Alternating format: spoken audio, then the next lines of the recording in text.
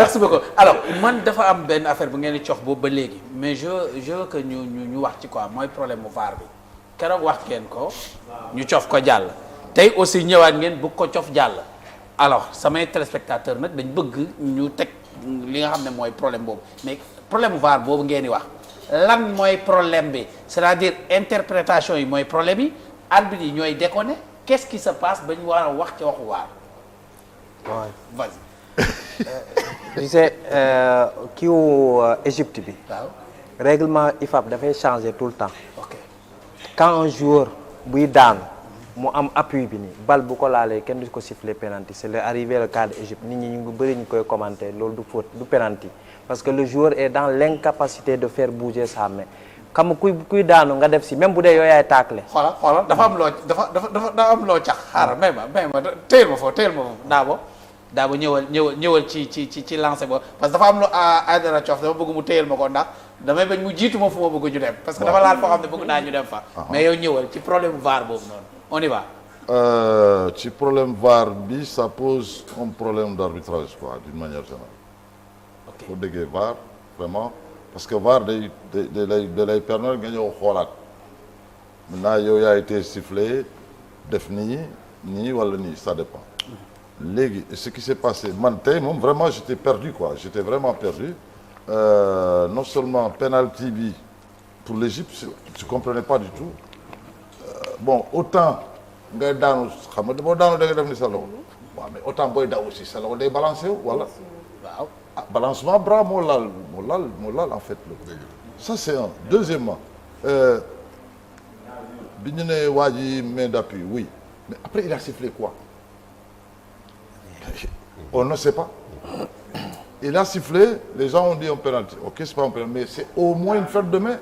moom nee na c'est parce que peut-être daf ko interpréter comme main d'appui la daal foofu dara amu fi.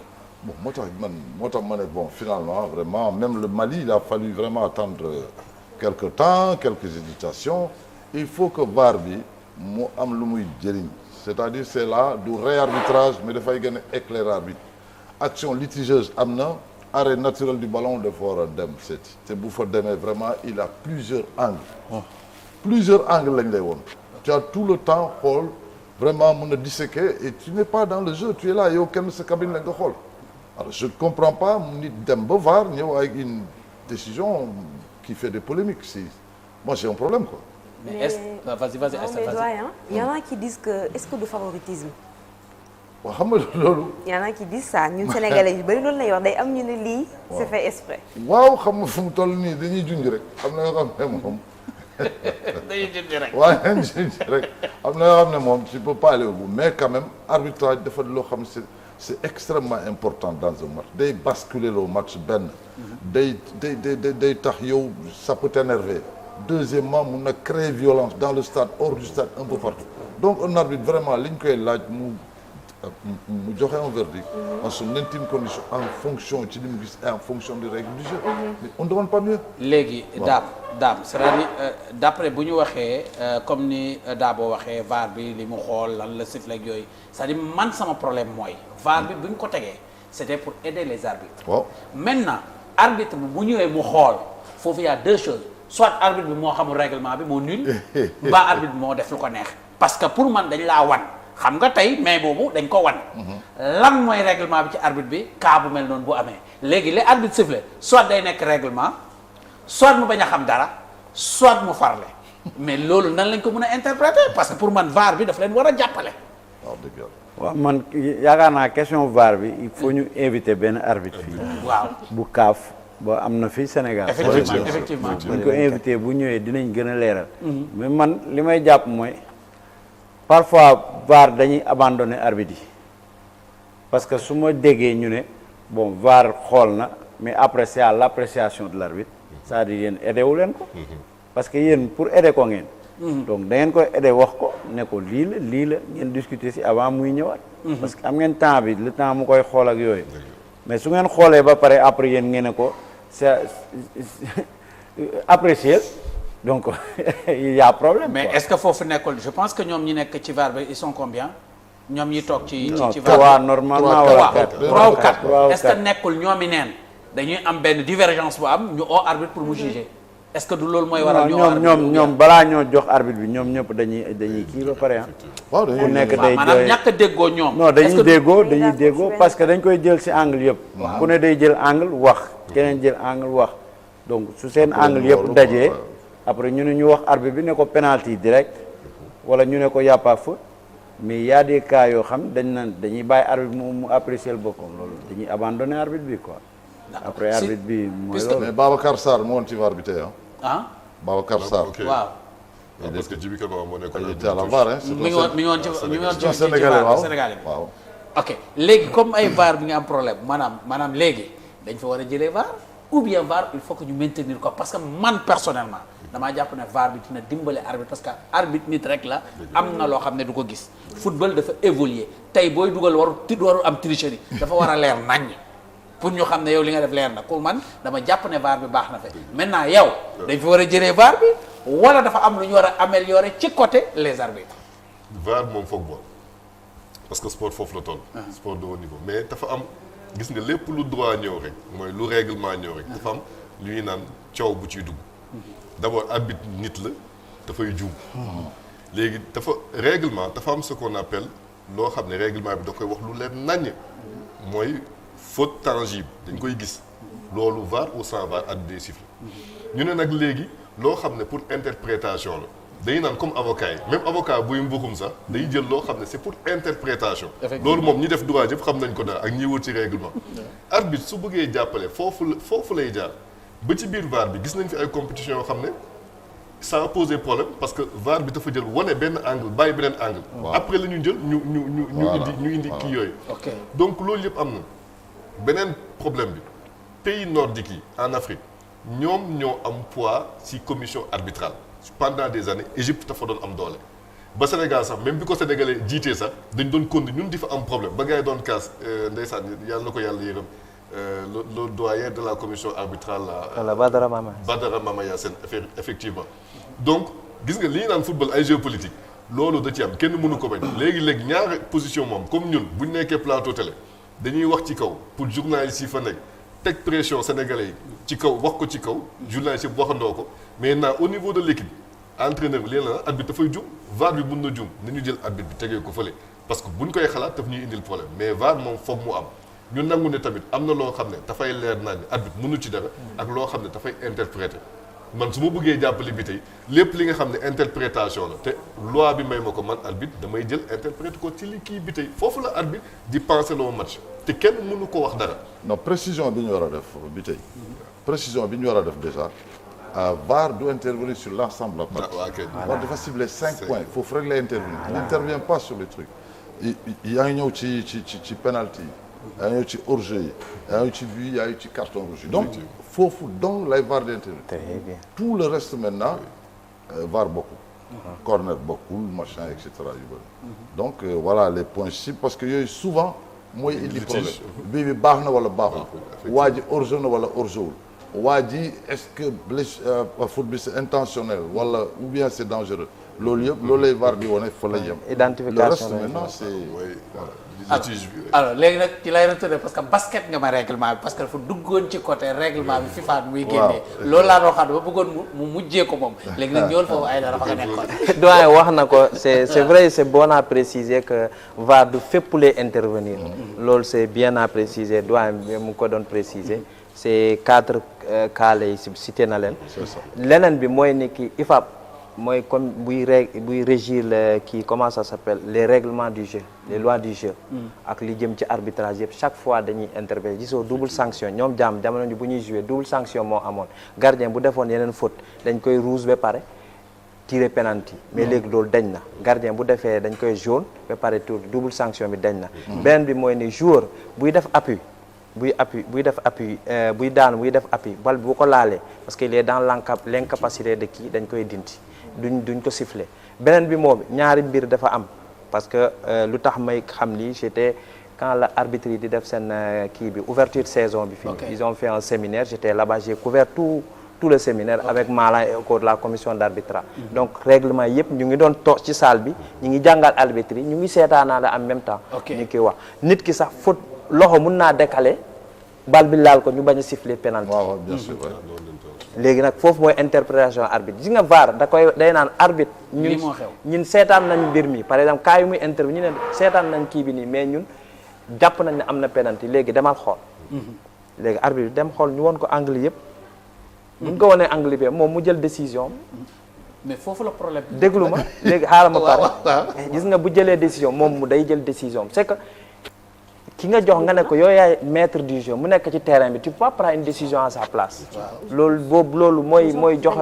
bopp bi rocc ci làmmeñ bi loolu lañ koy waxee léegi moo tax toujours la dernière décision mun day moom lay dellu léegi ñoom mun nañ ko ne ñun jàpp nañ ne mu ngi penalty mais mu dem mu jugé règle boobu nga joxe noonu am na lu ci wolof wax duñ ne la yaa moom dëkk bi ba tax fu la neex nga fàq 3 points de situation. waaw d'accord léegi nag beneen bi mooy ni que arbitre yooyu noonu leur carrière je dis pas que les arbitres ne sont pas corrompus je dis pas ça je dis pas aussi qu'ils sont corrompus waxuma tamit arbitre du juum parce que maa ngi fàttaliku bi may def sama compte rendu j'ai mis fausse ouverture bi ma def ci kiiwu arbitre maanaam ne nous sommes des arbitres ñun on est appelé à dañuy juum dañuy juum même avec VAR nga teg leneen VAR nga tegaat beneen VAR on est appelé à faire des erreurs on est des humains loolu la commencé noonu laa commencé léegi nag nan la ñuy xamee ki def erreur ak ki def lu ko neex après arbitre bi am na assesseur bu nekk ci kaw bu koy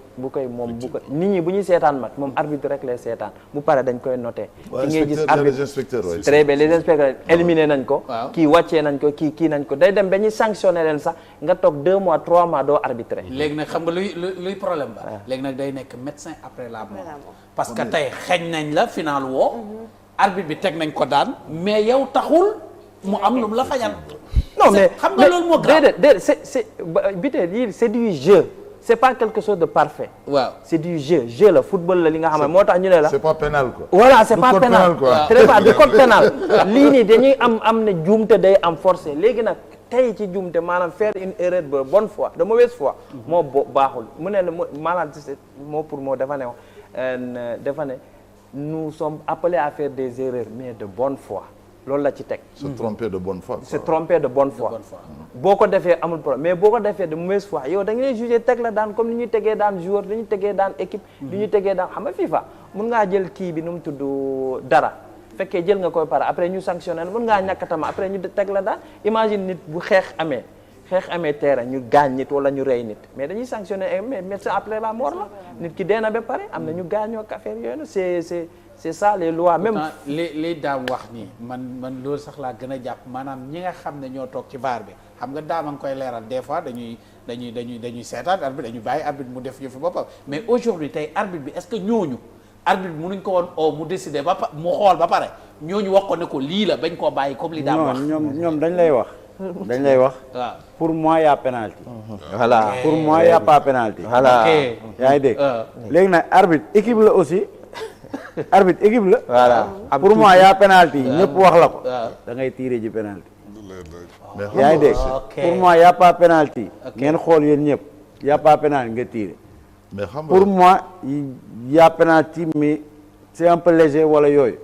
après foofu yaa jël décision. foofu nag arbitre ci lay jëlee décision. gis nga man parce que ce qu'il faut comprendre ci VAR maanaam du réarbitrage. c'est pas un deuxième arbitrage. très bien voilà loolu voilà c'est un éclairage sur un fait de jeu boo xamante ne mun na indi litige maanaam yi ñu lim léegi ay hors-jeu affaire yooyu donc loolu boo defee ba pare muy mel ni un procureur et un juge chargé nu mu la neexee boo ñëwee juge bi il te dit libéré nga dem seen tu n'y peux rien. il dit la loi. voilà c'est la loi il dit la loi selon ce qu'il pense et en son intime conviction ça c'est un deuxièmement mais arbitre bi mais tu n'es pas son patron hein parce que tu as la VAR. voilà il peut être plus gradé que toi hein. effectivement. ki nekk ci terrain bi mun na gën a gradé ki nekk ci VAR tu peux pas le donner d'autre mun na ko jox ordre non il n'accepte pas tu lui dis attention il y a litige sur le truc on vous propose des images vous décidez voilà intime conviction moom mooy décider donc VAR baa ngoog foog ñu wéy ak moom. parce que interprétation il faut Mala ñëw ci jeu bi. parce que il faut nga inviter Mala mu ñëw. arbitre bi nekk ci terrain Mala bi ñu nekk ngi ci terrain defal appel lancé. arbitre bi nekk ci terrain bi moom mun na xool image mu laaj la beneen angle. waaw. ki nekk ci kaw aussi moom mun na xool proposer la beneen angle. waaw. donc loolu la après yow foofu ngay jëlee say décision voilà buñ la dee proposé yenn angle ñoom suñ la waxul ne la ñoom gis nañ ni am na penalty pour moi yaa penalty boo ko déggul lan moo fay tegu ah waaw moom moo décidé. c'est un peu léger ngay dégg waaw. c'est un peu léger wala yooyu ngay dégg loolu mooy jëlee sa pro léegi yow nga laaj beneen angle waaw. maanaam ay code la yu ñuy wax la ñuy wax waaw. c'est un peu léger yow arbitre bi nga laaj beneen angle léegi nga xool si par rapport ak angle boobu noonu lay demee après bon arbitre yi des fois nag soo jëlee décision baaxul yow la ñuy sanctionner pas ñu nekk baar ok man nag je Mën crois naa que def c'est appel. 1 plus 1 égale 2 Benn c'est-à-dire appel. ñoom nii lañ jàng waaw. nii la mbir mi demee bu ñu ñëwee xool gis ne liñ jàng équipe loolu lañ. la ñu sifflé ni joueurs yi di gisee ne demee liñ jàng du loolu nga bañ a sifflé ni joueurs yi di demee non règlement interprétation bu ci bugg man mooy sama problème maa la koy leeral. waaw xoolal maanaam bu c'est un baax vote en Ah. quelque bu ñu sorte. nee jeu dangereux. Ouais. ou bien intentionnel. ok loolu rek problème interprétation du. ah ouais, bien sûr oui. ok kenn lay doon par exemple tey loxo défenseur zimbabwéen. on peut dire que c'est dangereux. mais c'était pas intentionnel. non ah très bien keneen mën na la wéy est-ce que réellement c'est dangereux par exemple man j'aurais dit que c'est pas dangereux yëkkati na loxo bi mais peut-être que jéemu ko luqi yu mel noonu. c'est-à-dire mais li wóor boor mooy que laal na kanam bi. même problème mu danger bi question d'interprétation lay doon. problème mu intentionnel tamit question est-ce que moo ko tey.